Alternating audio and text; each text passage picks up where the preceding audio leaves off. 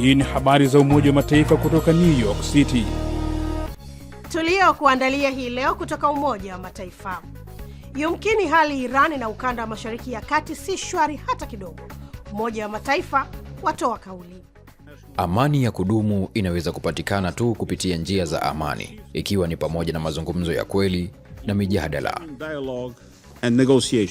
Karibu tuwe sote katika mada hii maalum ambayo itaangalia Iran na kinachoendelea Mashariki ya Kati. Ni Jumanne ya tarehe 3 ya mwezi Machi mwaka 2026, siku ya wanyamapori duniani. Mwenyeji wako ni mimi Lea Mushi kutoka hapa New York, Marekani. Kabla ya kukuletea mada kwa kina, kwanza ni muktasari wa habari ambao unaletwa kwako na Arnold Kayanda. Karibu Arnold. Asante Lea. Mgogoro wa Iran ukiendelea kupamba moto, Umoja wa Mataifa na mashirika yake wanaendelea kufuatilia kwa ukaribu kuhusu hali hiyo tete, huku wakiendelea kuhamasisha amani kupitia diplomasia, kwani tayari madhara ya moja kwa moja kwa wanadamu yameshaonekana. Mathalan, leo msemaji wa ofisi ya Umoja wa Mataifa ya haki za binadamu OHCHR, Ravina Shamdasan, akirejelea tukio moja baya la kusikitisha ambapo inaripotiwa wasichana kadhaa waliuawa na kujeruhiwa wakati shule yao ya msingi huko Minab, kusini mwa Iran, iliposhambuliwa wakati wa saa za masomo. Wamesema watoto wasichana wadogo katikati ya siku ya shule, mwanzoni mwa siku ya masomo, wanauawa kwa namna hii, mabegi yao ya shule yakiwa na madoa ya damu juu yake.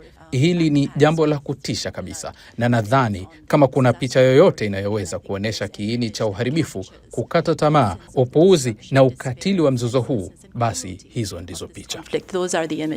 Shirika la Umoja Mataifa la nishati ya atomic IAEA leo limeeleza kwamba kulingana na picha mpya za satellite, sasa linaweza kuthibitisha baadhi ya uharibifu wa hivi karibuni kwenye majengo ya milango ya kiwanda cha kuchakata mafuta cha FEP kilichojengewa chini ya ardhi huko Natanz, Iran. Ujumbe wa IAEA umefafanua kuwa hakuna athari zozote za mionzi zinazotegemewa na hakuna athari za ziada zilizobainika kwenye kiwanda cha FEP chenyewe ambacho tayari kilikuwa kimeharibiwa katika mzozo wa mwezi Juni. Na leo ni siku ya kimataifa ya wanyamapori mwaka huu, kauli mbiu ya siku ikilenga mimea ya dawa na harufu nzuri. Inaangazia nafasi muhimu ya mimea hii katika kudumisha afya ya binadamu, urithi wa kitamaduni na kipato cha jamii za wenyeji. Katibu mkuu wa Umoja wa Mataifa Antonio Guterres, akionyesha wasiwasi wake kuhusu kutoweka kwa mimea asili ya dawa, ametoa wito akisema, ninazihimiza nchi zote ziwe watunza bustani wa rasilimali za pamoja za dunia. Kwa pamoja, tunaweza kuhakikisha kwamba mifumo ya ekolojia ambayo imeitunza na kuiponya jamii ya binadamu kwa milenia nyingi inaendelea kutudumisha kwa vizazi vijavyo. Mwisho wa muktasari wa habari kwako Lea. Asante sana Arnold Kayanda kutuletea muktasari wa habari. Punde tutajikita katika mada kwa kina maalumu ambayo inamulika machafuko yanayoendelea Iran na ukanda wa Mashariki ya Kati. Salia papo hapo tafadhali. Kutoka New York, sauti ya from the United Nations.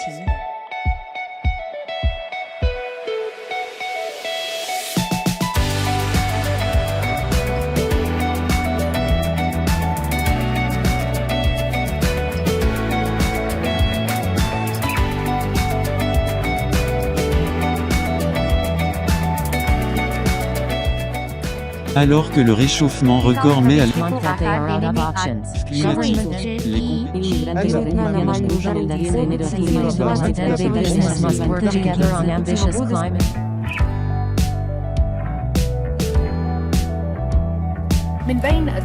Ni habari za Umoja wa Mataifa kutoka hapa Marekani kupitia channel yetu ya YouTube Habari za UN na pia televisheni wa shirika. Unaweza kutembelea wavuti wetu ambao ni news.un.org/SW kwa taarifa na makala. Mimi ni Lea Mushi, tunasonga mbele na sasa ni wasaa mada kwa kina.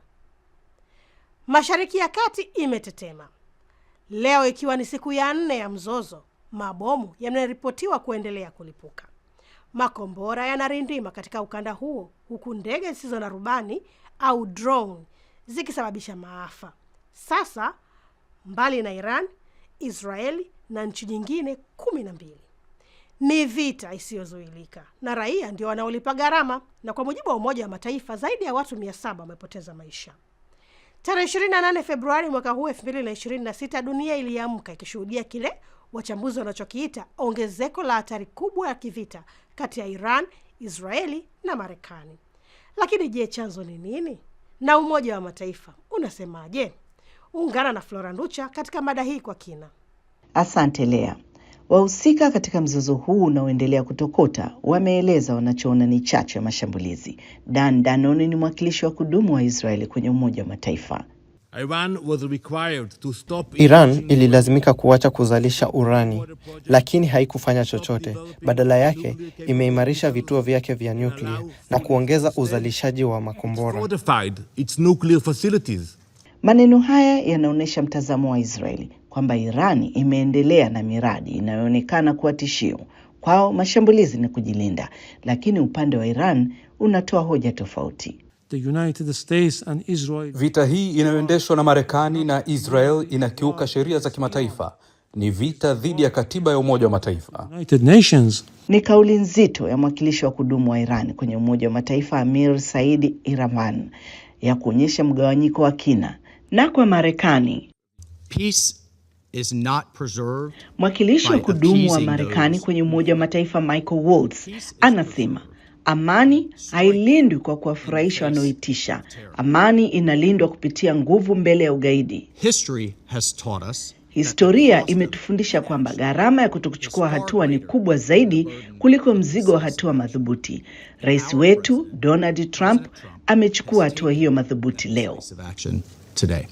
Na je, diplomasia imefeli? Katibu mkuu wa Umoja wa Mataifa Antonio Guterres: tunashuhudia tishio kubwa kwa amani na usalama wa kimataifa.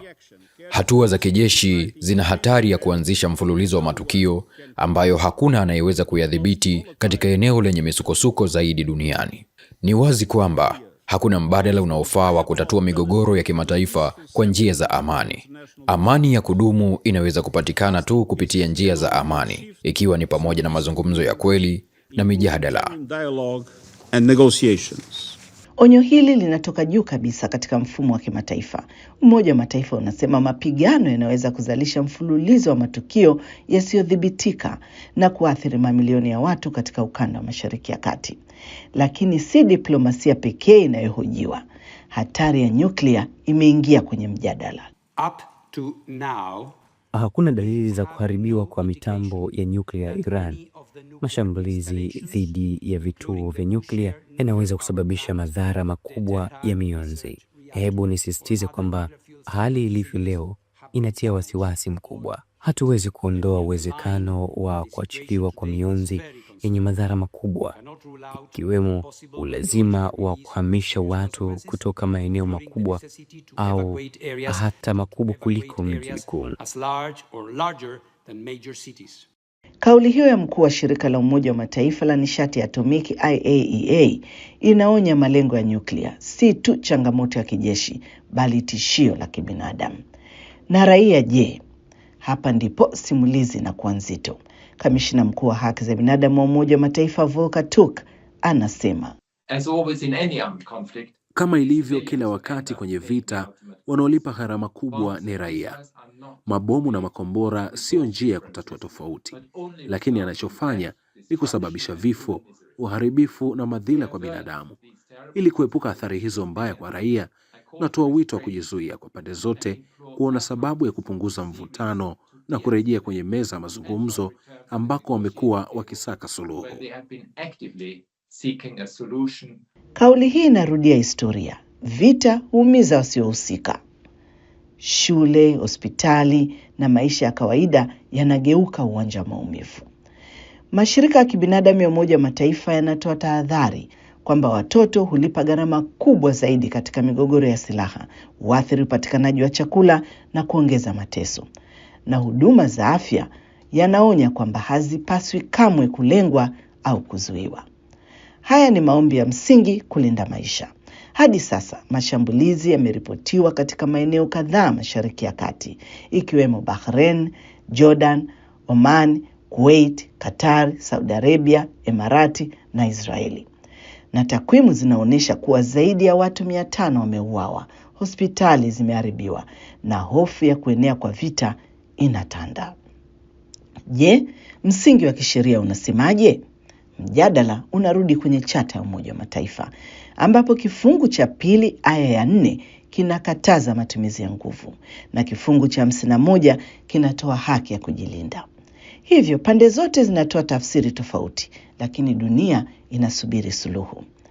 Umoja wa Mataifa unatoa wito wa kusitisha mapigano, kupunguza mivutano, kurudi kwenye meza ya mazungumzo, kwa sababu historia inaonyesha vita vinaweza kuanza kwa dakika, lakini kuponya majeraha yake uchukua miongo.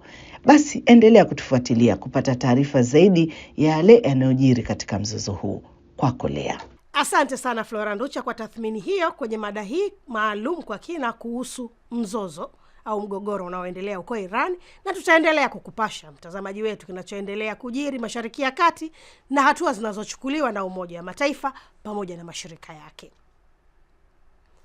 Nami nakunja jamvi basi hii leo. Tukutane tena Alhamisi katika mada nyingine kwa kina kwa video. Lakini kwa upande wa redio ni kila siku, hivyo kesho Jumatano utapata habari za Umoja wa Mataifa. Hata hivyo kwa sasa unaweza kutazama habari na video nyingine kwenye chaneli yetu ya YouTube inaitwa Habari za UN, na mtandao wetu wa X jina ni hilo hilo, rambaza Habari za UN. Kumbuka pia kupakua app yetu ya Habari za UN katika Play Store na App Store. Kwa niaba ya wote walioshiriki kukuletea jarida hili, mimi ni Lea Mushi na kutakia amani na kwaheri kutoka New York, Marekani.